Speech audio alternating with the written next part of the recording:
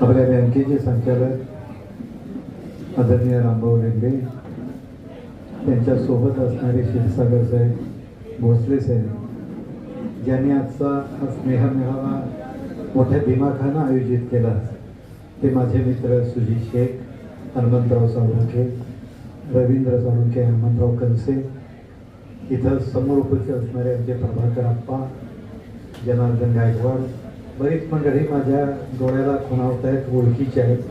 तर सगळ्यांचं मनापासून मी स्वागत करतो. रामभाऊ लिंबे बोलत असताना मी थोडासा कान देऊन ऐकत होतो.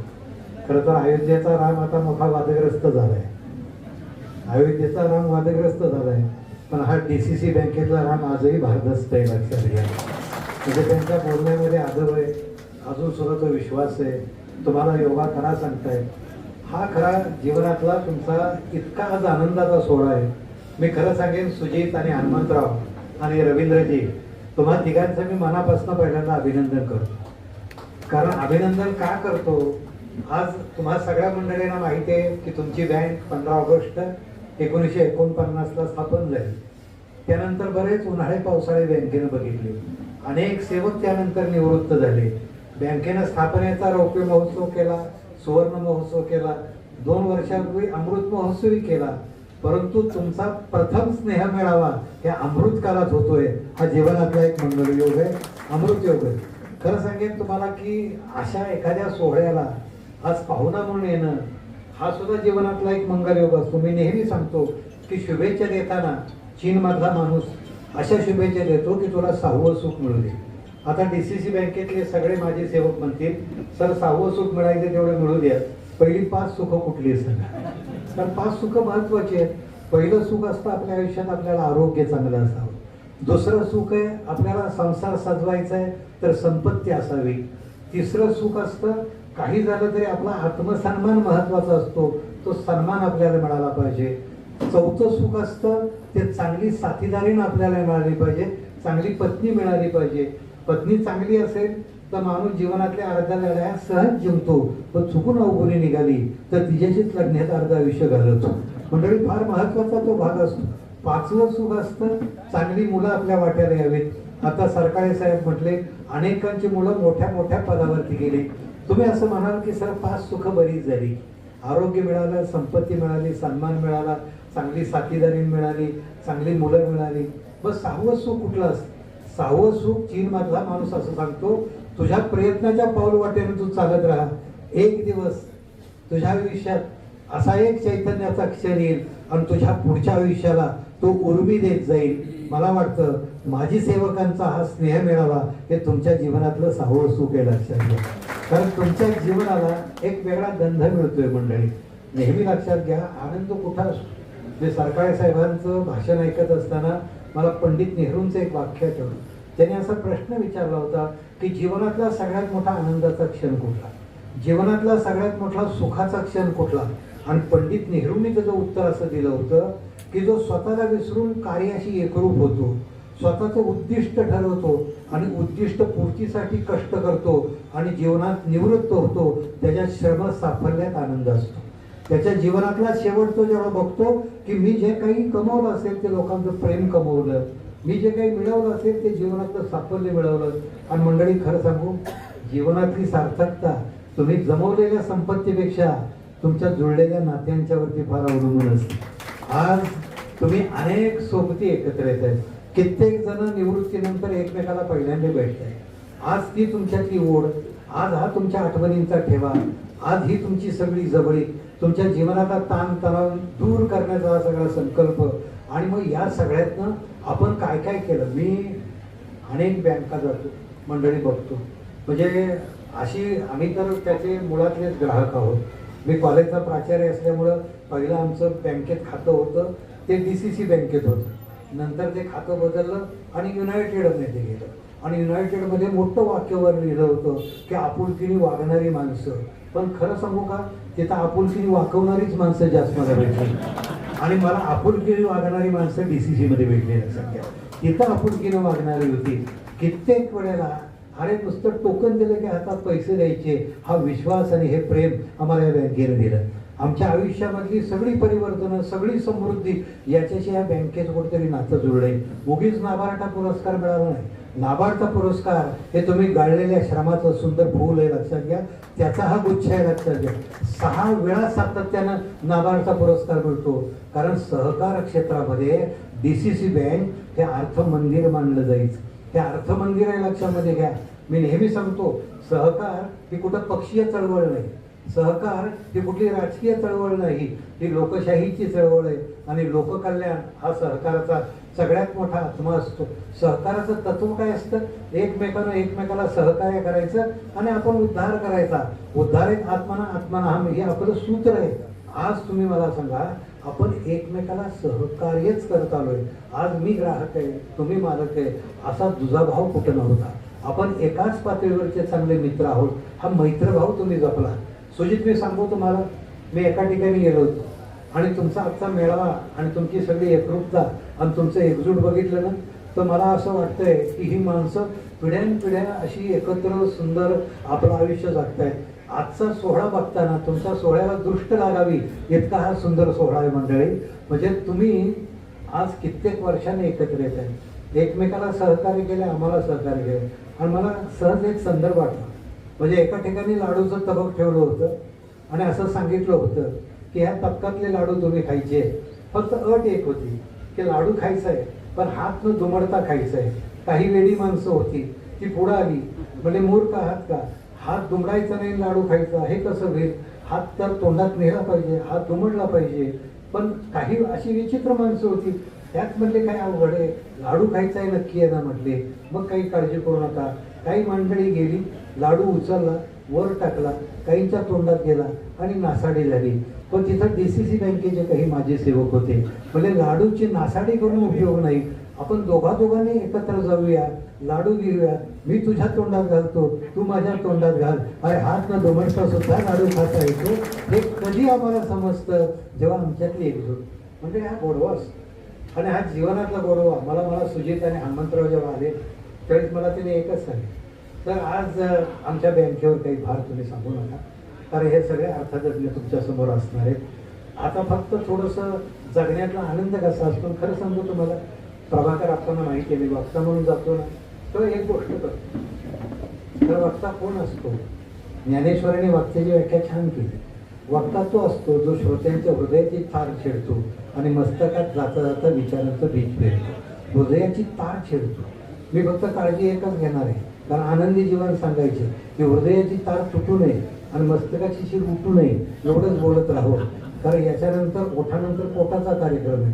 पण काही वेळा होतं गंमत असं की आज इथलं वातावरण बघितल्यानंतर खरं शहाजी साळुंक्यांचं अभिनंदन केलं पाहिजे की आज तुम्ही दिलेल्या बँकेतनं हे जानकी नावाचं विश्व त्यांनी उभं केलंय. आज विचार करा, म्हणजे बँकेनं दिलेली ही एक प्रकारची आर्थिक मदत या माणसानं, म्हणजे आपण पेरलेलं उगवतो.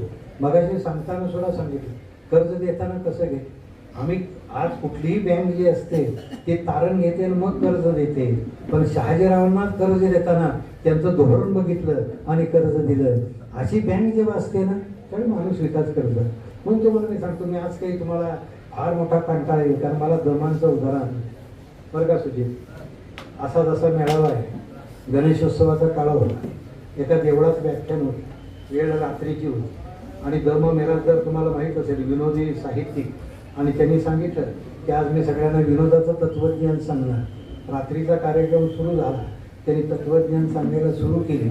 वक्ता विनोदी होता, समोरचा माणूस काही गेला हसना, हे दमलं सांगून सांगून. पण गंमत झाली, मध्येच लाईट गेली, अंधार पडला. पहिला फायदा बायकांनी घेतला, त्यानंतर त्यांच्या मागं पुरुषांनी घेतला आणि अंधारात एवढी गर्दी गायब झाली की शेवटी 7-8 माणसं फक्त देवळात राहिली. त्यानं डोक्याला हात लावला आणि त्यांना आभार मानले. भाषण झाल्यानंतर की निदान तुम्ही 7-8 माणसं तरी देवळात माझं भाषण ऐकायला थांबला, मी आभारी आहे म्हटले. त्यातलं एक हसत हसत उठलं आणि त्यांना म्हटलं, नाही थांबून करतोय काय? म्हणले, आम्ही देवळातच झोपाय असतो म्हणले. तुम्ही मला सांगा मंडळी, तत्वज्ञान काही वेळा कसं फेल जातं. पण मी नेहमी सांगतो, तत्वज्ञान हे विनोदाचं असू द्या, सहकाराचं असू द्या, राजकारणाचं असू द्या, संस्कृतीचं असू द्या, सगळ्याचा केंद्रबिंदू माणूस असतो. तुम्ही कोणासाठी काम करता, तुम्ही कोणासाठी बोलतो, कोणासाठी राजकारण असतं, शेवट तो माणूस केंद्रबिंदू असतो. म्हणून कुसुमाग्रजांनी छान सांगितलंय, नद्या सुंदर आहेत, डोंगर सुंदर आहेत, पण याहून सुंदर आहे तो माणूस. म्हणून माथ्यावरती आभाळ, पायाखाली रस्ता असला तरी माणसासाठी जगावं असं वाटतं. तुम्ही कुणासाठी जगलाय सगळ्यांना? जी माणसं माणसासाठी जगतात ना, ती देव माणसं असतात, लक्षात घ्या. देव माणसं का? आज यशवंतराव चव्हाणांनी बँक स्थापन केली, अनेकांचे संसार उभे राहिले, अनेकांच्या जीवनाला समृद्धी दिली. आमच्यासाठी यशवंतराव देवच आहे, लक्षात घ्या. शेवट आपण देवाच्या देवळात जातो, देवाला नमस्कार करतो, मशिदीत जातो, आपण नमाज करतो, चर्चमध्ये जातो, ईश्वराला प्रार्थना करतो. एक हेतू असतो की देवा मला संपत्ती दे, देवा मला सामर्थ्य दे, देवा मला चांगली बुद्धी दे. देव फक्त बघतो आणि हसतो, पण तुम्हाला जो ज्ञान देतो, तुम्हाला जो संपत्ती देतो, तो तुमच्यासाठी देव असतो, लक्षामध्ये घ्या. देव मग आमच्यासाठी महात्मा फुले असतात, लोकमान्य असतात, बापूजी साळुंखे असतात, धर्मवीर भाऊराव पाटील असतात. आम्हाला त्यांनी सामर्थ्य दिलं, आमच्यासाठी किसनवीर देव असतात. का तुम्हाला मी सांगतो, जो तुमच्या समृद्धीला हातभार लावतो. पण मंडळी, गंमत अशी झाली, सध्या माणूस माणसाला मानत नाही, देवाला काय मानतात. पहिल्या काळात देवाशी सुद्धा माणसं एकनिष्ठ होती. आज राजकारणात तुम्ही किती देव पक्षांतर करतायत आणि कशी बदलतायत बघतायत तुम्ही. मग काहींना निधी मिळत नाही म्हणून काही जण पळतायत. म्हणजे पळण्याची कारणं अनेक असतात, पण देव मात्र सगळीकडं. म्हणजे मला मध्यंतरी एकानं सांगितलं की नेत्याचं नाव घ्यायचं, त्याचा गुणगौरव करायचा आणि मागणं मात्र लाभाड्या सगळ्या करायच्या. म्हणजे एका ठिकाणी मोठा परिसंवाद होता, देव आहे की नाही. एका माणसानं भाषण केलं, देव नाही म्हटला, आणि इतकं सुंदर भाषण केलं की भाषण झाल्यानंतर माणसं उठली, बाबडी माणसं उठली, बायका उठल्या आणि त्याला नमस्कार केला. काय चांगलं बोललास, म्हणजे देव नाही ह्या विषयावर. आतापर्यंत आम्ही कुठल्या कुठल्या देवाला नमस्कार केला, दगडाला केला, पितळाला केला, सोन्याला केला, पण तू सोन्यासारखं बोललास, मला देव नाही याच्यावर. एवढं चांगलं तुला बोलायला जमलं तरी कसं? त्या वक्त्यानं नमस्कार केला, हात आभाळाच्या दिशेने केला आणि सांगितलं देवाचीच कृपा, म्हणता दुसरं काय. म्हणजे मला सांगा, तुम्ही देव नाकारायला सुद्धा कुठेतरी देव स्वीकारावं. अरे मंडळी, देव तुम्हाला ज्या शिक्षकांनी शिकवलं त्याच्या अध्यापनात होता. तुमच्या जगण्याला ज्यांनी समृद्धी दिली ना, त्या बँकेत सुद्धाची देव माणसं असतात. फक्त एकच आहे, आपल्या जगण्याला आकार देणारा जो माणूस असतो ना, तो आपल्यासाठी देव असतो, लक्षामध्ये. आपल्या जगण्याला दिशा देणारा माणूस असतो. तुम्हाला मी सांगतो, कर्मचारी संती नावाचं पुस्तक मिळतं. ते पुस्तक जी विको टर्मरी क्लेम आहे ना, त्याचा मालक जो आहे गजानन पेंढारकर, त्यांना दिलेलं पुस्तक आहे. आणि त्यांनी सांगितलं देव कुठं असतो, जगणं सुंदर कधी होतं. म्हणजे माझे वडील शिक्षक होते आणि मला त्यांनी शिकवणी चित्रकलेची लावली. का चित्रकलेची लावली म्हणजे, चित्रकलेत वेड्या वाकड्या रेषा असतात, म्हणजे माणसं वेडी वाकडी असतात. चित्रकलेत वेगवेगळ्या प्रकारच्या आकाराचे आकृती असतात, तशी माणसं असतात. चित्रकात रंग असतात, रंग रंगात मिसळतात, तुला माणसात मिसळता आलं पाहिजे. आणि गंमत अशी झाली, म्हटले मी वर्गात गेलो, चित्रकलेचे शिक्षक त्यांनी त्यांच्या फळ्यावरती एक पाणी पिण्याचा जग काढला. पाणी पिण्याचं जग तुम्हाला माहिती आहे, चित्र इतकं सुंदर काढलं आणि पेंढारकरांनी पुस्तकात लिहिलंय. मी ते चित्र बघितलं आणि ते चित्र आपल्या वहीवर काढायला सुरुवात केली. माझं चित्र एवढं घाणेरडं झालं, म्हणले तोंड एका बाजूला आणि बुड एका बाजूला. म्हणले मला वाईट वाटायला लागलं, सरांचं चित्र काय सुंदर आहे आणि माझं चित्र काय घाणेरडं आहे. आता पुढं ऐका कसा स्पर्श असतो जीवनातला. सर त्या विद्यार्थ्याजवळ गेले, गजानन तुझं चित्र दाखव म्हटले. तर माझं चित्र बघू नका म्हणले, तुम्हाला शिकवल्याचा पश्चाताप होईल म्हणले. होऊ देत म्हणले, मला चित्र दाखव. मी चित्र सरळ केलं, सरांनी काही केलं नाही. ते चित्र बघितल्यानंतर तिरकं चित्र होतं, तोंड एका बाजूला बुड एका बाजूला. त्यांनी शेजारचा एक खडू घेतला, त्या तिरकं त्या जग होता, त्याच्याकडे असा आकार काढला, त्याचा टप केला. म्हणजे हा टप झाला बघ. कडेला एक निळा रंग होता, त्यात बोटं घेतली, फिरवली, निळ्या रंगाचं पाणी झालं, पाण्यात टप झाला. त्यांनी मुलाला प्रश्न विचारला, बाळा पाण्यात वस्तू कशी दिसते? सर म्हणजे पाण्यात वस्तू तिरकी दिसते. मग तुझा जग तिरका असला तरी त्याला विज्ञानाची मान्यता आहे म्हटले. सरांनी काळा रंग घेतला, त्या जगाला शेडिंग केलं आणि नंतर खडू घेतला, सगळ्याला ब्रॅकेट केलं. जो जग तिरका होता, चित्र विचित्र दिसत होता, त्या सरांच्या स्पर्शानं तो इतका सुंदर दिसायला लागला. आणि गजानन पेंढारकरांनी पुस्तकात वाक्य लिहिलंय की सरांना म्हटलं, सर माझं चित्र किती घाणेरडं होतं, खरं तर ते विचित्रच होतं, पण आता किती छान दिसायला लागले, असा कसं सुंदर दिसायला लागले. तेव्हा सरांनी मला माझ्या आयुष्याला पुरेल अशी एक विचारांची शिदोरी दिली. बेटा गजानन म्हटले, आयुष्याच्या वाट्याला सुद्धा कित्येक वेळा विचित्रच चित्र येतात, पण विचित्र चित्रात ज्याला छान रंग भरता येतात त्याला जीवन सुंदर करता येतं. हे आयुष्याला लक्षात घ्या. आज इथं जमलेली अनेक मंडळी जी आहे ती शेतकरी कुटुंबात नाही, गरीब परिस्थितीत झाली.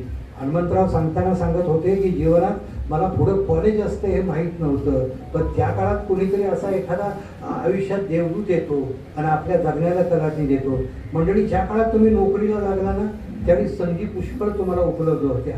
आज आपण दारं फुटावतोय, आज तरुणाई दिशाहीन झाली आहे, आज राजकारण मूल्यहीन झालंय आणि जगणं खरं अवघड झालंय. आज तुम्ही बघा, तुमच्यासारख्या माणसांच्याकडे बघितलं ना, आज तुमच्या सेवानिवृत्तीनंतर सुद्धा तुम्हाला जो रिस्पेक्ट आहे ना, आज तुम्हाला जे लोक नमस्कार करतात ना, हे तुमच्या जीवनातलं सगळ्यात मोठं कर्मफळ आहे, लक्षामध्ये घ्या. आज असलेल्या माणसांना टाळण्याची प्रवृत्ती जास्त असते. तेव्हा तुम्ही जर आज बँकेत गेला ना तर बहुतेक सगळे तेल लावूनच बसलेले असतात, आपल्याला कोण चिपटून घेत नाही. पण तुम्ही असे होता की त्याच्यात प्रत्यक्ष जगण्यात उतरत होता. आज एखादी अडाणी बाई आली, अडाणी शेतकरी आला, त्याच्या जीवनात तुम्ही जे रंग भरत होता ना त्यातनं तुमच्याही जगण्याला सुंदरपण येत होतं. मी नेहमी सांगतो, अरे शेवट माणसाला जगायला काय लागतं? अन्न, वस्त्र, निवारा. पण एक लक्षात घ्या, या 3 मूलभूत गरजा पलीकडे एक गोष्ट असते. आज सुजितनं, हनुमंतरावनी, रवींद्रने काय केलंय की तुमची नाती जोडली. ही नाती स्नेहभावाची, प्रेमाची, विलक्षण जीवनातली एक गोष्ट असते ती म्हणजे प्रेम. आजही सगळ्या गोष्टी तुम्हाला मिळाल्या आणि जर तुम्ही प्रेमापासून वंचित असाल ना तर माणूस उदासीन असतो, लक्षात घ्या. एखादा निवडून येतो, असं आप्पा आमचे पंचायतीला निवडून आली, काय दिलं लोकांनी?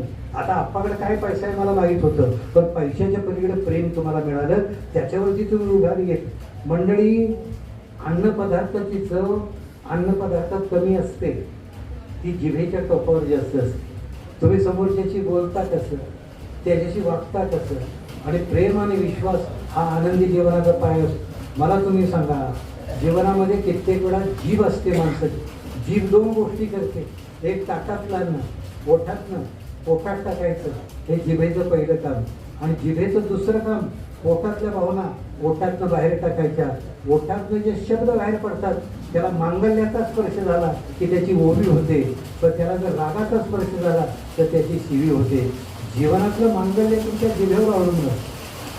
पाऊस परमेश्वर कृपेने छान, म्हणजे आता लक्षामध्ये घ्या, आपल्या सगळ्या बोलण्याला सुद्धा पावसाचं संगीत मिळालंय. म्हणजे आज तुमचा हा खरंच सुंदर योग आहे. सकाळपासून इथं सावध होतं, म्हणजे आत्ताच मी बाबाराजेंचा एक आम्ही कार्यक्रम आमच्या इथं केला. आमच्या वाचनालयाला त्यांनी 1 कोटी रुपयांचं वाचनालयाला मदत केली, म्हणून बाबाराजांना मी कोटी नमस्कार करून इथं आलो असता. आणि तो कार्यक्रम करताना इतकं डोक्यावरती ऊन होतं, पण ज्येष्ठांच्या संगीत आलो आणि डोक्यावरती पावसाचा गारवा आला, लक्षामध्ये घ्या. म्हणजे हा सुद्धा एक सुंदर योग असेल.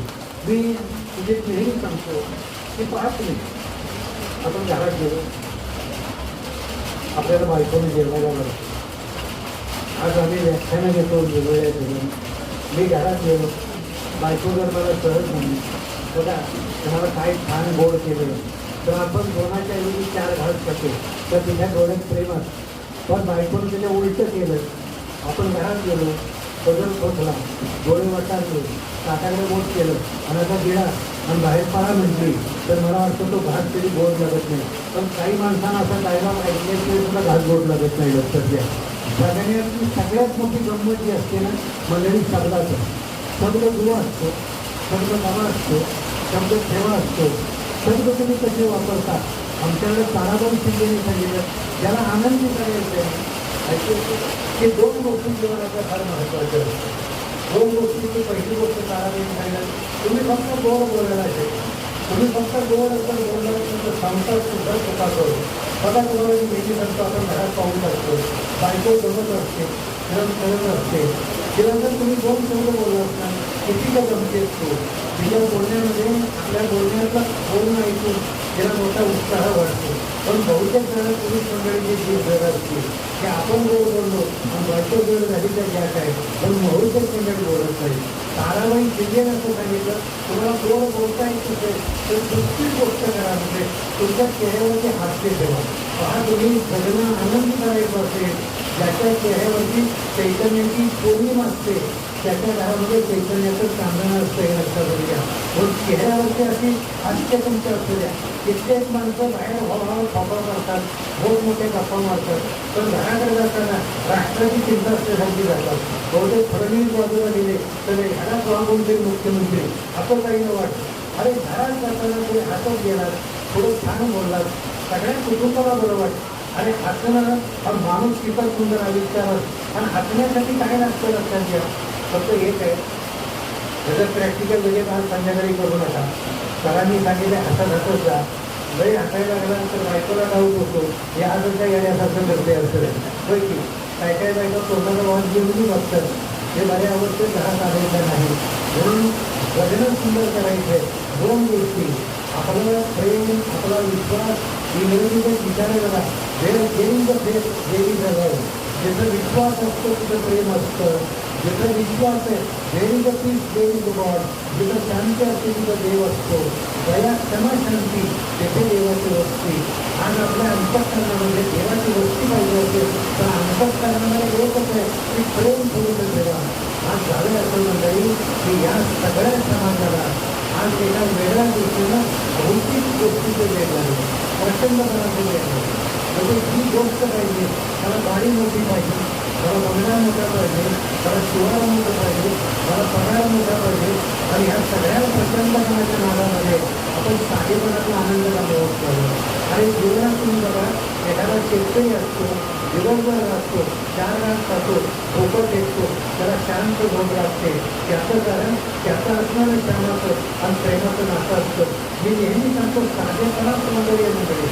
तेव्हा आपल्याला आज गांधीसारखा माणूस आहे, किती साधेपणाने जगला. पण आज गांधी हे नावापुरते शिल्लक आहे, ते नेत्यांच्या ओठावर आणि कागदांच्या नोटावर फक्त शिल्लक आहे. गांधीचं मोठेपण कुठलं आहे? गांधींनी आयुष्यभर त्यांचं सज्जनत्व सोडलं नाही. तुमच्या इथं हनुमंतराव साबळे आले का मला माहीत नाही, तुमची माझी सेवक आहे. हनुमंतराव साबळे आले असते तर हात वर करा. या माणसांना तुमच्या बँकेत असताना एवढं सुंदर पुस्तक लिहिलं आहे, तुम्हाला माहिती काय माहीत नाही. हनुमंतराव साबळे निवृत्त झाल्यानंतर चांगले लेखक झाले. या माणसाने सगळे सुविचार एकत्र केले, चांगले विचार एकत्र केले आणि मध्यंतरी तुम्हाला काही वर्षापूर्वी एक सुंदर पुस्तकाचं प्रकाशन जे आणि महेश शिंदे आमदार होतो त्या पुस्तकात त्यांनी एक वाक्य फार सुंदर लिहिलं. इतकं सुंदर वाक्य लिहिलं त्याने असं सांगितलं की जन्माला येताना प्रत्येक माणूस सज्जन असतो. वाक्य कसं आहे बघा, जन्माला येताना प्रत्येक माणूस सज्जन असतो, पण जो मरताना सज्जन असतो ही त्याची सगळ्यात मोठी पुण्याई असते लक्षात घ्या. अरे जन्माला येताना तरी सज्जन आहे, पण मरताना सज्जन असतो.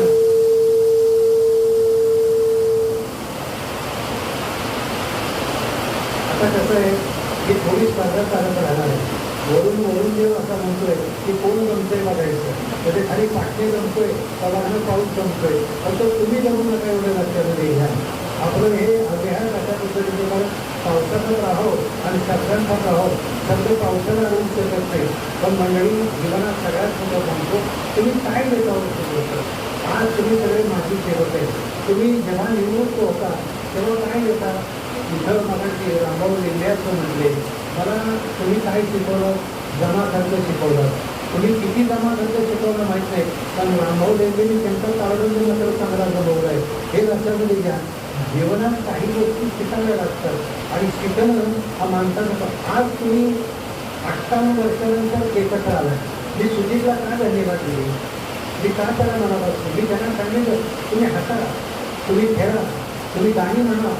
जीवनात जेवढा तुम्ही आनंद घ्याल ना तेव्हा तुम्ही जीवनाचे आनंद घ्या. ठेवाल जीवनात ताणतणावात जगू नका. कित्येक माणसं ताप वाटतो, इतक्या स्वतःच्या व्याधीमध्ये रमलेली असतात.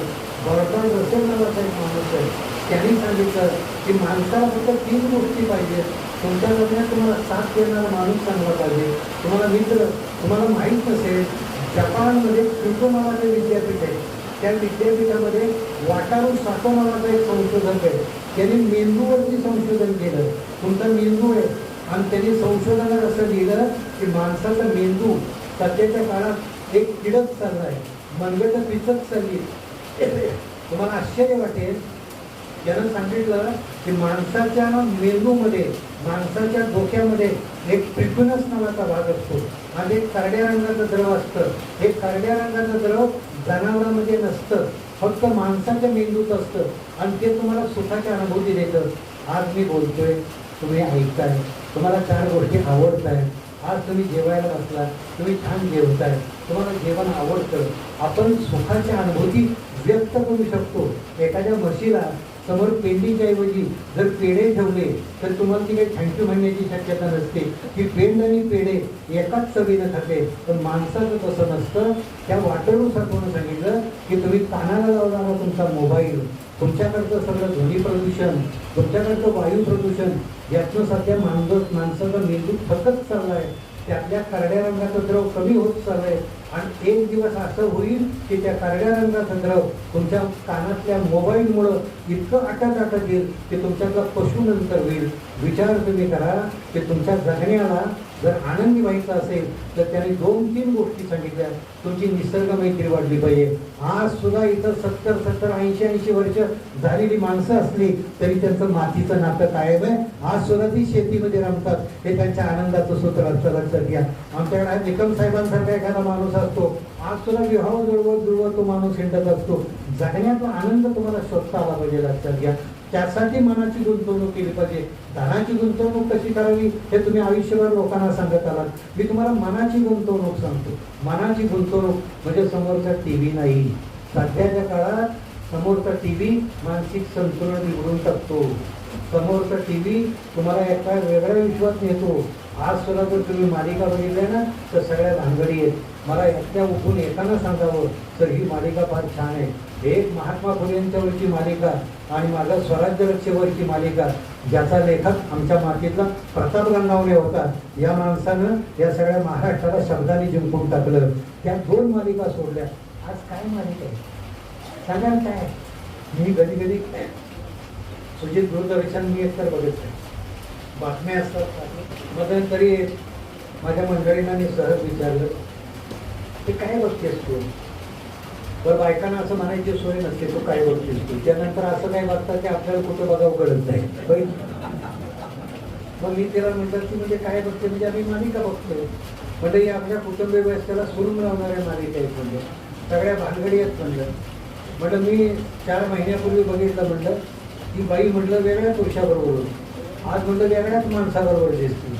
माझ्या बायको माझ्याकडे फार बघते. म्हणजे हे बातम्या बघता सुद्धा बरंच बघते. म्हणजे इकडे तिला डाऊट असतो ना. ती म्हणजे तुम्ही काही फार काळजी करू नका. म्हणजे टीव्हीची गरज आम्हाला आहे आणि तुमची गरज महाराष्ट्राला आहे. म्हटले वाटलं तर मागच्या खोलीत अभ्यास करत बसा. मी तिला म्हटलं आता अभ्यास करायला हरकत नाही म्हटलं, पण ही आपली संस्कृती आहे का म्हटलं की आज म्हटलं आपण आयुष्यात रामाचं एक पत्नीव्रत मानतो आणि ती बाई आज ह्याच्यावर, ती उद्या त्याला दुसऱ्यावर. माझी बायको शांतपणे मला म्हणते हे बघा ती बाई या पुरुषाबरोबर जाऊ द्या नाही तर त्या पुरुषाबरोबर जाऊ द्या, आपण दोघं एकमेकावर आहे ना म्हटले. एवढंच लक्षात ठेवलं. आता मला सांगा हे विश्व जे माझे घर म्हणायचं, घराला विश्व म्हणायचं, पण या घरातल्या विश्वाला सुरुंग लागत चाललेत मंडळी. आज सुद्धा मोबाईलवरची चित्र बघत पोरं वेडी वाकडी वागतायत. एक 20 वर्षाची पोरगी आपलं ज्याच्याशी लग्न ठरतं त्याला वरून खाली ढकलून देते. ही संस्कृती आम्ही ढकलतोय. लक्षात घ्या. या संस्कृतीला सुरुंग लावणारं काम एक छोटासा मोबाईल करत असतो, एक टीव्हीवरच्या मालिका करत असतात. मंडळी, यशवंतराव चव्हाणांनी सांगितलं की तुम्ही शिवाराला पाणी द्याल, शिवारा संपन्न कराल, पण शिवारा संपन्न करता करता माणसाचं मन जर संस्कृत राहिलं तर माणूस आणि पशु याच्यात फरक राहणार नाही. तुम्हाला कदाचित माहीत नसेल, आज अमेरिकेमध्ये पोरगा 11वी पास होतं तोपर्यंत त्याच्या मोबाईलवरती संगणकावरती 12,000 बलात्कार ते बघतं, 15,000 खून बघतं, 1,00,000 सेक्सच्या जाहिराती बघतं आणि त्यानंतर ते 11वी पास होतं. तुम्हाला वाटत नाही का हे लोन आपल्याकडे येते? आज हे लोन आपल्याकडे येत चाललंय मंडळी. पण त्यातही आज जेव्हा तुम्ही एकोप्याने एकत्र येतात ना, ज्या कुटुंबातून तुम्ही आला त्या कुटुंबातून मी पण आलो. आज ते कुटुंब आमच्या संस्कृतीचं सगळ्यात मोठं देणं म्हणून आम्ही गाजवतो. एखादी हिलरी क्लिंटन जेव्हा आमच्या भारतात येते, पहिल्यांदा अप्पा ती खेड्यात गेली सगळीकडं. तिनं कुटुंब व्यवस्था बघितली, नवरा बायको बघितली. तिनं काही नवऱ्यांना प्रश्न विचारला म्हाताऱ्यांना की तुमची म्हातारी किती वर्ष तुमच्याकडे बरोबर आहे. कारण अमेरिकेत तसं नाही, सकाळी गेलेला संध्याकाळी नवरा होत असेल त्याची गॅरंटी नसते अमेरिकेत. त्यामुळे हे दिवसा सगळं विश्व बदलते. तर ती म्हातारी लाजली. अहो म्हटलं कडपर्यंत आम्ही आई म्हटली एकमेकाच्या म्हणली. तिला इतका आनंद वाटला. अनेकांच्या ताटात जाऊन ती जेवली, चर्चमध्ये गेली, मशिदीत गेली, देवस्थानात गेली आणि त्यानंतर अमेरिकेत गेली. आणि तिनं नवऱ्याला बिल क्लिंटनला सांगितलं, मी भारतात काय बघून आले तुला सांगतो. अरे भारतात काय आहे, एकोपा आहे, हे प्रेम आहे, हे वात्सल्य. त्या बाईनं आपल्या पुस्तकात लिहिलं, आज एखादा अमेरिकेत येतो आणि त्याला काय वाटतं नंदनवन कुठे आहे, त्या अमेरिकेत आहे. बघल तिथं रोषणाई दिसते, बघल तिकडे हिरवळ दिसते. पण त्या बाईनं पुस्तकात लिहिलं, आज अमेरिकेमध्ये 4 स्त्रिया बाळांत झाल्या, तर बाळांत होणाऱ्यातली एक स्त्री तिचा वयोगट 12 ते 15 असतो.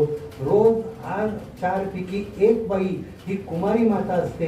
पोराला जन्म देते, पोराला आईचं तोंड दिसतं आणि बापाचा ठाव ठिकाणा माहीत नसतो. अशी कुमारी मातीची मुलं आज अमेरिकेमध्ये वाढत आहेत. आज अमेरिकेची मुलं दप्तरात पिस्तूल घेऊन 40 ते 50 हजार मुलं शाळेमध्ये जात आहेत, मास्तरला ओढवत आहेत, मित्रांना ओढवत आहेत. त्या बाईनं खाली लिहिलं, अमेरिकेकडे पुष्कळ संपत्ती आहे, अमेरिकेकडे पुष्कळ पैसा आहे, पण अमेरिकेत काय नसेल तर प्रेम लावणारा बाप नाही आणि वात्सल्य देणारी आई नाही. हे आमचं सगळ्यात मोठं दुःख आहे. अमेरिकेत काय नसेल तर प्रेमानं सांभाळणारा आजी आजोबा नाही.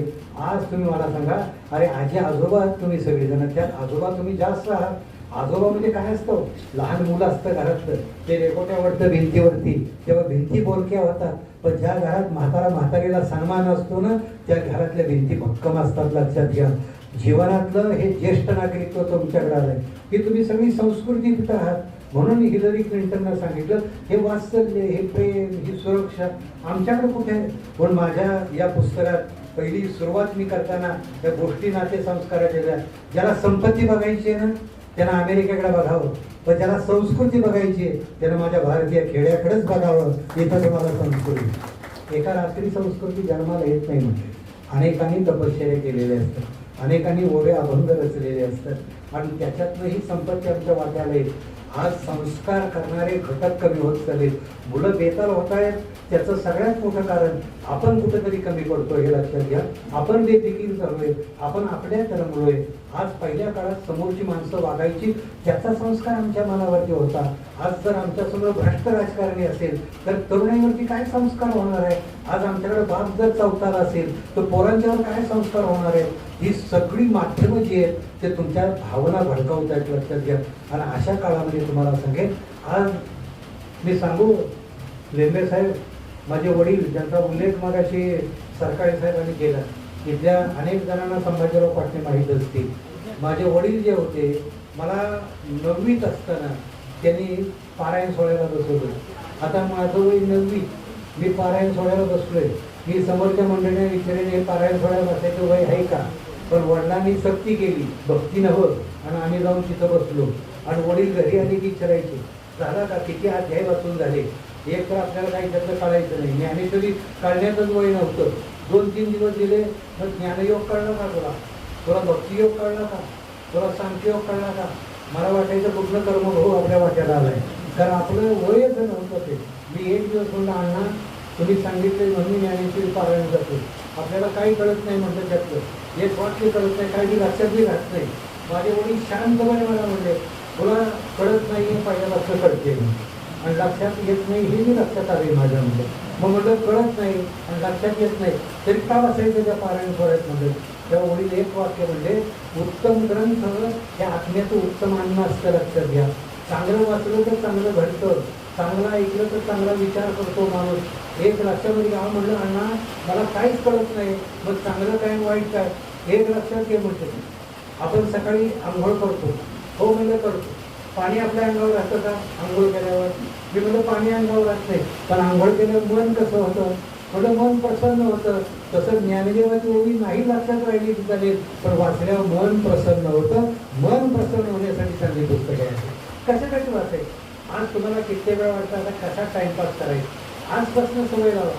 सातारचा ग्रंथमहोत्सव आम्ही 25 वर्ष झालं आहोत. आज तिथं अनेक जण तुमच्यातली येत असतील. एक परवा दिवशी पालक मला भेटला आणि त्यांनी सांगितलं सर माझं मुलगा पाचवीत असताना त्याला एक पिशवी घेऊन गेली आणि ते ग्रंथमेळाचं हिंडायचं. मी त्याला एकच काम करायचो, पहिल्या वर्षी 500 रुपये दिले, दुसऱ्या वर्षी 1000 रुपये दिले आणि नंतर कडक आला तेव्हा 3-4 हजार रुपये दिले. पूर्ण पुस्तक विकत घेत होतं, घरी वाचत होतं. आज सांगताना मला अभिमान वाटतोय, मिलिटरीमध्ये लेफ्टनंट म्हणून शिल्लक आज सिलेक्ट झालं पूर्ण. आज तुम्ही मला सांगा, मुलांवर तुम्ही आज त्याचा वाढदिवस असेल, चांगलं पुस्तक घ्या ना त्याला. जे पुस्तक तुमच्या आयुष्याला, मी सांगतो घरात तुमच्या TV, घरात तुमच्या फ्रीज येईल, पण घरात चांगलं पुस्तक आलं ना घराला घर पण येईल, TV-नं घर पण येईल, फ्रीजचं घर पण येईल, पण पुस्तक तुम्हाला शहाणपण देईल. लक्षात घ्या, आज शहाणी होण्याची माणसं, आज तुम्ही भाग्यवान आहात सगळे. सुजित, तुम्ही अशा सगळ्या क्रियाशील कर्मयोग्यांना एकत्र आणलंय. आज रामभाऊनी बोलता बोलता पहिलं वाक्य काय उच्चारलं, मी आलोय मेळाव्याला.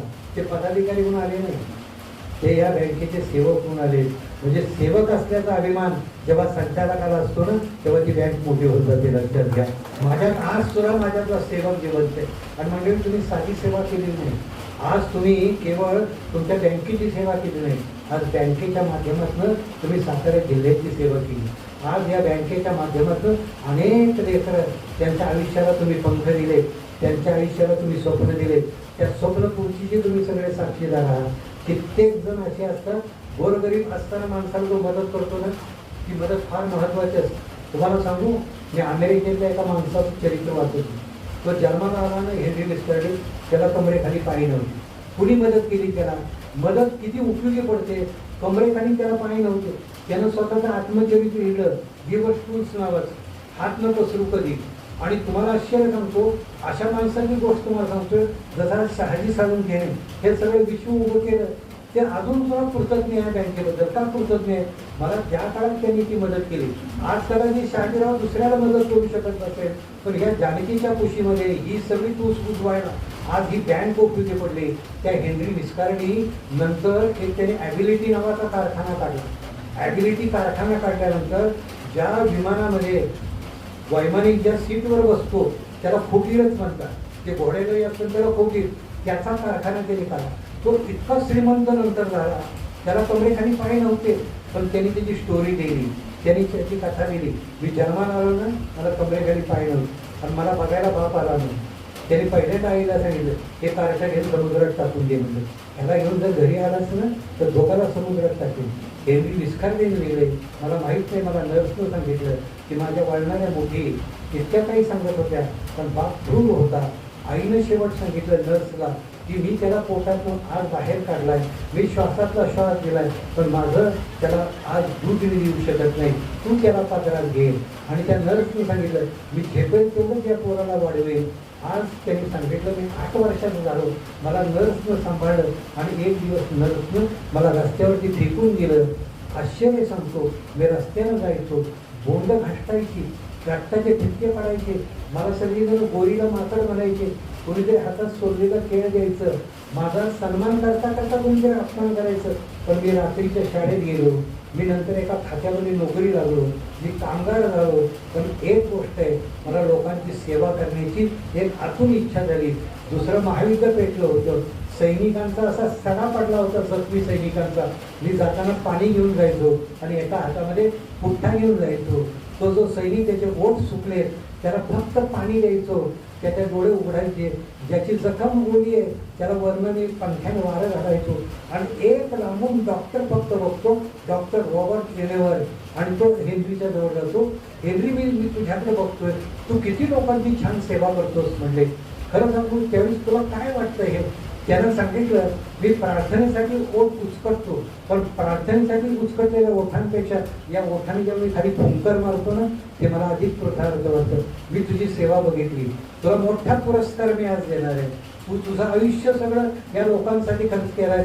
सर, माझ्या दवाखान्यामध्ये तुझ्यासाठी मी पुरस्कार ठेवलाय.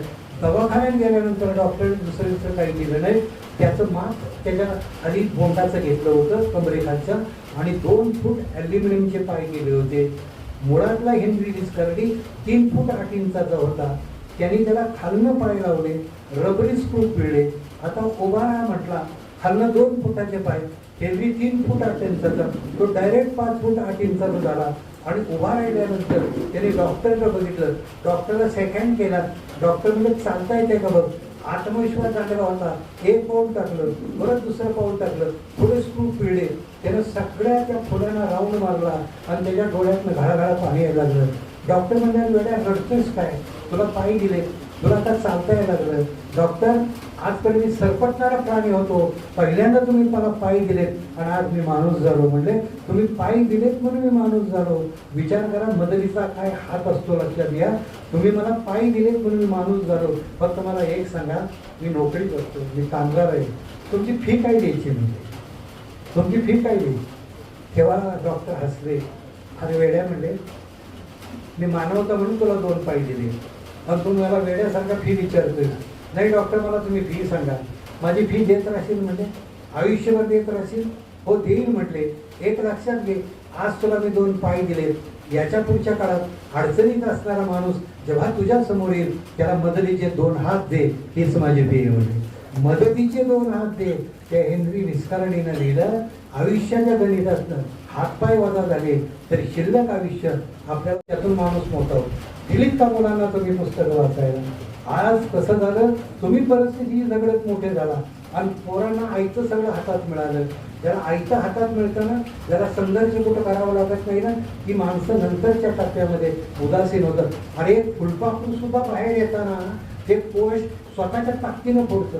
तुम्ही फुलपाखराचा जर कोश तुमच्या बोटानं फोडलात तर ते फुलपाखरू उडी मारतं, जागेवर मरतं. लक्षात घ्या, त्याला उडण्याची ताकद असते ना, त्यासाठी त्याला एक पक्षाचं पाखरू तुम्हाला माहीत असेल, जर घरट्यामध्ये असेल तर ती आई त्याला काय करते, त्याच्या अंगावरनं आपला पंख फिरवते आणि पंख फिरवता फिरवता दुसऱ्या आठवड्यात त्या पक्षाच्या पाखराला डोळे फुटतात आणि ती आई समोर दाखवते, तो बघ सूर्य, त्या सूर्याशी तुला धडक द्यायची, ती बघ फुलं, त्याचा गंध तुला घ्यायचा आहे. आणि 4 आठवडे झाले की ते पक्षाची आई त्या पाखराला अशी घरट्यातनं ढकलून देते. तुम्हाला कसं ढकलून दिलं होतं लक्षामध्ये घ्या. ते पाखरू खाली असं बदकन पडत नाही, ते पंख उचकटतं, आकाशाच्या दिशेनं जातं, फुलांच्या दिशेनं जातं, प्रकाश पितं, गंध घेतं आणि सुंदर संचार करायला लागतं. ही ताकद कुठली? ही संस्काराची ताकद आहे. आज तुम्ही मला सांगा, पोरांना आम्ही 4-4 डिग्र्या दिल्या तरी पोरगं जागेवर उठत नाही. आता कुठनं ढकलायचं त्याला? मला एका पोरानं सांगितलं, तर पक्षाचं पाखरू उडतं आणि माणसाचं लेकरू बसतंय. त्याचं कारण एकच आहे, म्हणजे पक्षाच्या पाखराला पंख आतनं फुटलेले असतात आणि माणसाच्या लेकराला डिगऱ्या बाहेरने चिकटवलेले असतात. म्हणजे जेव्हा पंख आतनं फुटतात ना, हे आतनं पंख फुटलेली माणसं तुम्ही आहात. तुम्हाला तुमची ओळख आहे, तुम्हाला तुमचं सामर्थ्य आहे.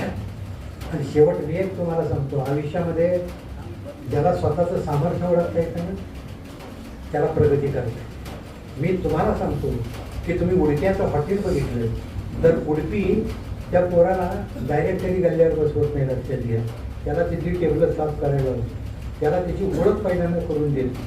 आज आम्ही पोरांना शिक्षण देतो आणि शिक्षणात आमचे श्रम त्याला आम्ही हिसकावून घेतो.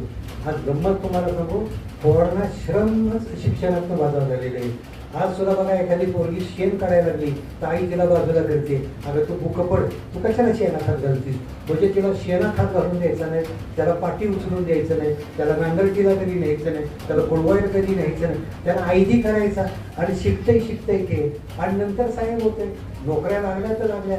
आज विचार करा की कर्मवीर अण्णासारखा सुजित माणूस त्या संस्थेत आज आपण राहिलो, वाढलो. त्यांनी श्रम आणि शिक्षण एकत्र आणलं. तुम्ही हे आयुष्यभर जपलं. इथं बसलेली सगळी मंडळी आहेत ना, ती शिकताना कमवान शिकत शिकलेली मंडळी, ती काही सोन्याचा चमचा घेऊन आली नाही. आज सुद्धा मंडळी, आज तुम्ही म्हणजे बँकेमध्ये आहात, तुम्हाला हिशोब चांगले जमतात, तुमचं गणित सुद्धा चांगलं आहे. आता माझं त्या काळात गणित चांगलं नसल्यामुळं मी बँकेकडे काही फिरवलं नाही, कारण गणित सुद्धा चांगलं असावं लागतं. तर मला आज सुद्धा गणिताच्या बाई भेटल्या तरी माझ्या अंगाला घाम फुटतो सगळा. तर मला एक गणित आठवतं, 5x5 हाऊस, 10 फूट उंचीचा, एका तासाला 1 फूट पाणी पडलं तर हाऊस भरायला किती वेळ लागेल. गणित परत सांगतो, परत गणित सांगतो, कारण काही गणित तज्ञ याच्यात आहे. 5x5 हाऊस, 10 फूट उंचीचा, एका तासाला 1 फूट पाणी भरलं तर हाऊस भरायला किती वेळ लागेल. गणित ऐकल्यानंतर माझे डोळे पाण्यानं भरायचे, कारण मला काय गणित करायचं नाही. मला कित्येक वेळ वाटायचं आपण घागर घ्यावी आणि हाऊस भरावा, आणि बाईंना सांगितलं आता भरला बघा किती वेळ तुम्ही बघा. गंमत होती. असं वाटायचं ना आपणच घ्यावी लागत. आम्हाला ती गणित जमतच नव्हती. पण बाई सुद्धा आमच्या हुशार असायच्या. पुढं पुढं बसलेली असायची. हुशार असतात पुढं बसलेली सगळी. ती पटापटा हात वर करतात. गणित चटकन सुटतं. आम्ही त्या काळात मागं बसायचो. पण आम्ही सुटायचो कारण पुढच्यानं गणित सुटले त्यामुळे आम्ही बिंदास राहायचो. पण बाई हुशार त्या परत दुसरं गणित टाकायच्या. आता हाऊस भरला आहे म्हटले पाण्याने. आता पाणी तुटीत बाहेर जाते. एका तासाला जर 2 फूट पाणी गेलं म्हटले तर हाऊस रिकामा व्हायला किती वेळ लागेल. आम्हाला बाईचा राग यायचा. त्यांना हाऊस जर रिकामाच करायचा होता ती भरतात कशाला आणि डोक्याला का ताप देतात. आणि त्यावेळी एक प्रश्न मला पडायचा की हाऊस भरणं रिकामं करणं असलं शिकवण्यापेक्षा तुम्ही आम्हाला हाऊस बांधायला शिकवलं असता तर आमचं श्रमाशी नातं जुळलं असतं. मंडळी आमचं श्रमाशीच नातं तुटलं.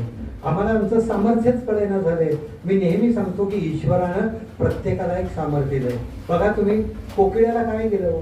कोकिळ्याला रंग दिला का. कोकिळेला कंठ दिला. वसंताचं आगमन झालं की कोकिळा गात राहते. पोपट्याला रंग दिला. कोकिळ्यासारखा कंठ दिला का. मोराला पिसारा दिला. वाघासारखा पंजा दिला का. सशाला चपळता दिली. कासवासारखी टणकता दिली का. पहा तुम्ही ईश्वरानं माणूस म्हणून तुम्हाला पंख दिला नाही, पिसारा दिला नाही, चोच दिली नाही, पंजा दिला नाही. पण ईश्वरानं माणूस म्हणून तुम्हाला 3 गोष्टी दिल्या. एक विचार करायला बुद्धी दिली. लोकांचं रंजन करायला कला दिली आणि सेवा करायला हात दिले. त्याची बेरीज कर जगणं आपोआप आनंदी होतं. जेवण कधी आनंदी होतं. जेवण आनंदी पुष्कळ पैसा आहे म्हणून कधी होत नाही. मी पूर्ण निरोगी आहे म्हणून जगणं आनंदी नाही. ज्याची मानसिक स्थिती उत्तम आहे ना म्हणून माझ्या पुस्तकात एक विचार मांडलाय. तो सांगणार आहे, भाषेत थांबवणार आहे. कारण पलीकडे जेवण तयार आहे. कसं आहे पोटाची काळजी घ्या. पोट हलवले पाहिजे. नाहीतर तुम्ही संध्याकाळपर्यंत बसाल, मी संध्याकाळपर्यंत बोलेन पण त्या बोलण्याला अर्थ नसतो. शेवट पोट सुद्धा महत्वाचं आहे. याच्यात मी हेल्थ नावाचा एक शब्द आहे. प्रमोद हेल्थ शब्द आहे. हेल्थचं स्पेलिंग आहे HEALTH आणि एवढं स्पेलिंग घेऊन तुम्ही आज घराकडे जाईल.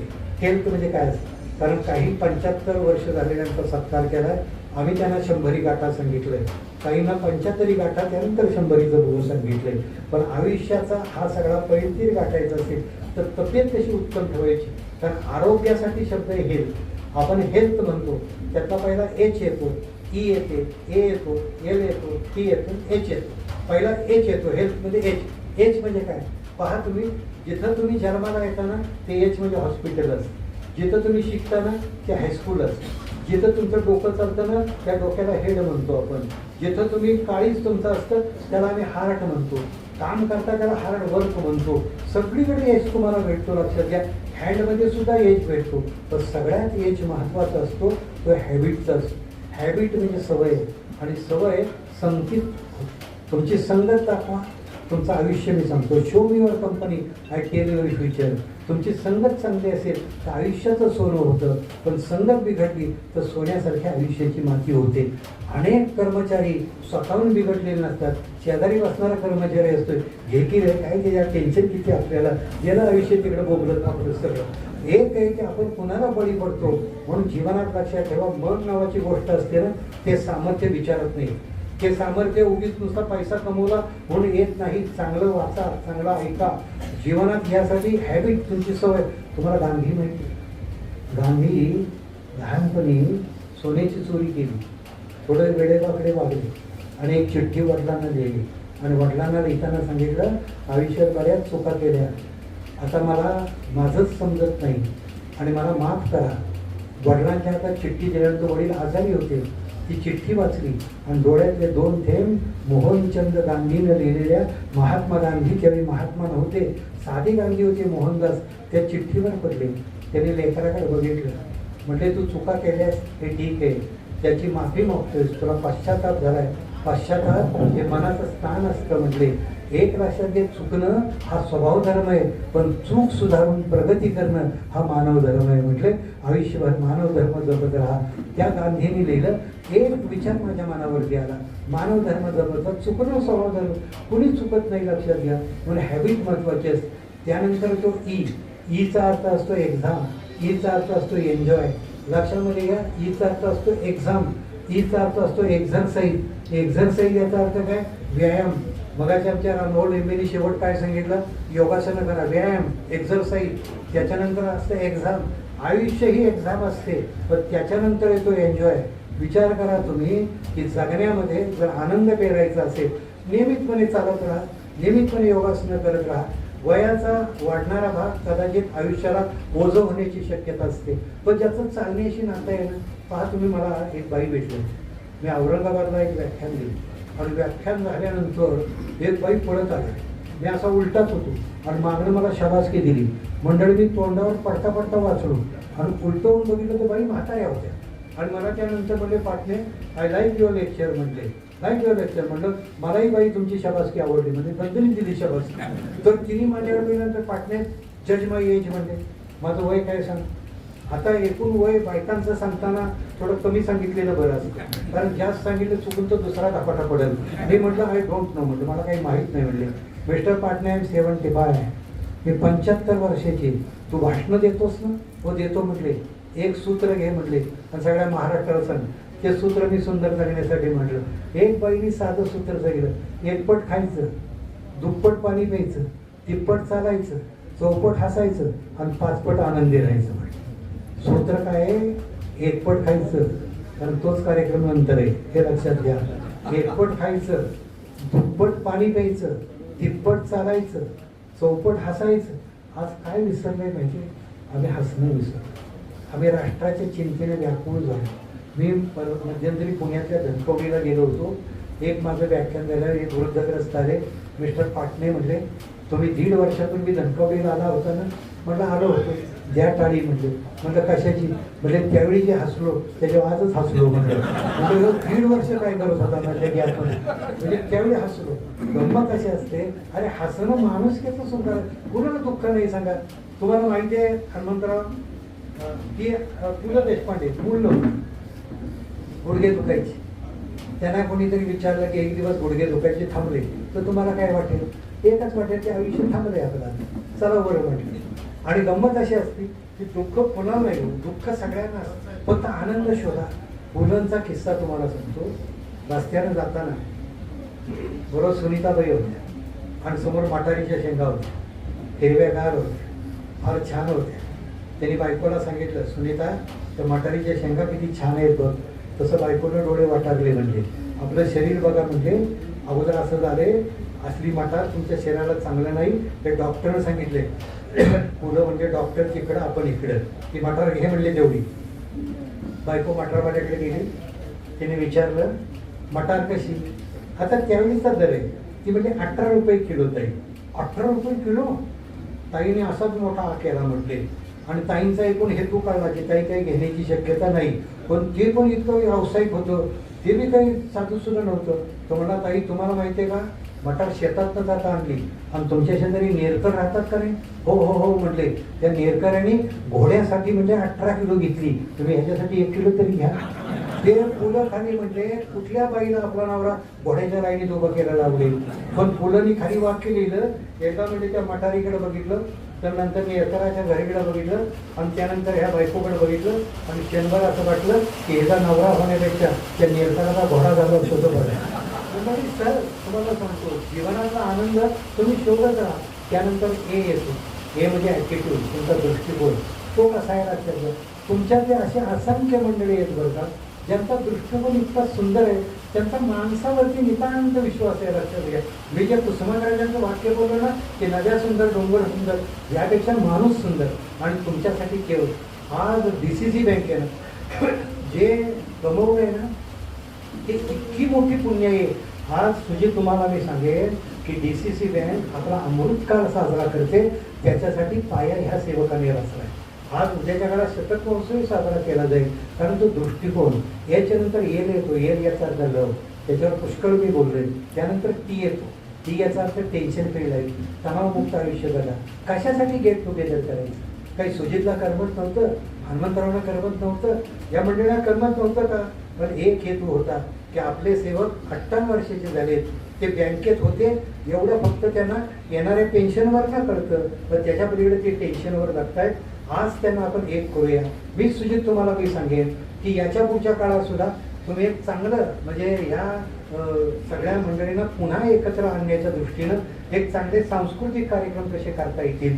आज तुम्हाला माहिती आहे, ह्याच्यात छान गाणी म्हणणारी मंडळी, ह्याच्यात छान एकपात्री करणारी मंडळी, ह्याच्यात छान पोवाडे म्हणणारी मंडळी, आणि त्यांचा जाणीवपूर्वक, कारण सुजित हा असा कलावंत आहे की ज्या कलावंताच्याकडं एक चोखंदळपणा आहे, गुणवत्ता आहे. आणि सुजितनं जर हे मनावर घेतलं तर तुमचा एक सुंदर कार्यक्रम म्हणजे पुढच्या गेट टुगेदरला येताना तुम्हाला काहीतरी आकर्षण तयार केलं पाहिजे. आज माझ्याकडे सुजित आल्यानंतर, हनुमंतराव आल्यानंतर खरं त्यांना एवढी शक्यताच वाटत नव्हती की एवढा हा गोतावळा, एवढा हा परिवार एकत्र येईल. मी त्यांना सहज विचारलं किती माणसं एकत्र येण्याची शक्यता आहे. तेव्हा ती 100च्या पुढे जायची शक्यता नव्हती. साधारण 100-125. आज तुम्ही 350 लोक एकत्र आला आहात इथं. हा एक चमत्कार आहे, लक्षात घ्या. म्हणजे तुमचं बँकेवर असणारं प्रेम, तुमचं माणसावर असणारं प्रेम, आणि खरं सांगू आयुष्याची सोबत, आयुष्यातल्या आठवणी, आपला हा जपणारा मैत्रभाव हा जीवनाला खऱ्या दृष्टीने आनंदी करतो. पण टेन्शन फ्री लाईफ म्हणजे 3 नंतर पुन्हा 1 येतो. याचा अर्थ असा असतो की उत्तम असतं त्या सवयी ठेवा, चांगली मूल्य ठेवा, चांगला व्यायाम करा, चांगले मित्र जोडा, तुमचं जगणं सगळं आनंदी होतं. आज हे आनंदी जगणं घेऊन तुम्ही पुन्हा तुमच्या घराकडे जाणार आहे. आज तुमच्यासाठी हे अमृत ठेवायला लक्षात घ्या. बँकेनं आज अमृत महोत्सव साजरा केला आहे आणि ह्या अमृत काळामध्ये हा सगळा गोतावळा तुम्ही एकत्र येत आहे. आज या टप्प्यामध्ये अनेक जण स्वतःची वय विसरून गेलेली आहे. येणारा तुमचा नंतरचा कार्यक्रमच्या मनोगताचा असतो, पण त्यातनं तुम्ही अनेक आठवणी गमती जमतीच्या सांगता. मी तर असं सांगेन की याच्यानंतरचा येणारा हा जो तुमचा सोहळा असेल, ठिकाणं बदलत जा, छान ठिकाणं घ्या, रमत जा. कारण रमणं, निसर्गात रमणं, माणसात रमणं हा सगळ्यात माणुसकीचा सुंदर आविष्कार. इथली झाडं तुमच्याशी बोलत आहेत, इथला निसर्ग तुमच्यावरती प्रसन्न आहे. आमच्या एका कवितेचं असं सांगितलंय की पहा तुम्ही, वृक्ष काय देतो? वृक्ष छाया देतो, माती माया देतो, वारा श्वास देतो, फुलं वास देतात, मेघ पाणी देतो, पक्षी गाणी देतात. माणसानं काय द्यावं? माणसानं प्रेम द्यावं, माणसानं प्रेम घ्यावं, एकमेका हात द्यावा, देता देता एक व्हावं आणि एकजुटीचं गाणं गावं. हे गाणं गाण्यासाठी ईश्वरानं तुम्हाला उदंड अशा पद्धतीचं आरोग्य द्यावं, आयुष्य द्यावं ही प्रार्थना करतो. जाताना मी सुजितला सांगितलंय तसं येताना थोड्या 25 प्रति मी घेऊन आलो. आज सुजितच्या केवळ मैत्रीमुळे आणि तुमच्या गेट टुगेदरमुळे थोडा स्वस्त हा भाग मी देणार आहे. घरात तुमच्या ग्रंथाला तर तो माझ्या दृष्टीनं एक चांगला प्रसाद तुमच्या घरात मी दिल्यासारखा होईल. आजच्या ह्या सोहळ्याला तुमच्या आपण मला निमंत्रित केलं. तुम्ही सगळे पैशात राहणारी मंडळी आहात, तुम्ही अर्थपूर्ण जगणारी मंडळी आहात. ही शब्दाचा अर्थ शोधत शोधत महाराष्ट्रावर इथं जातो. आज तुमच्या सगळ्यांचं दर्शन झालं आणि मलाही वेगळं बरं मिळालं. पुन्हा एकदा या मेळाव्याला शुभेच्छा देतो आणि मंडळी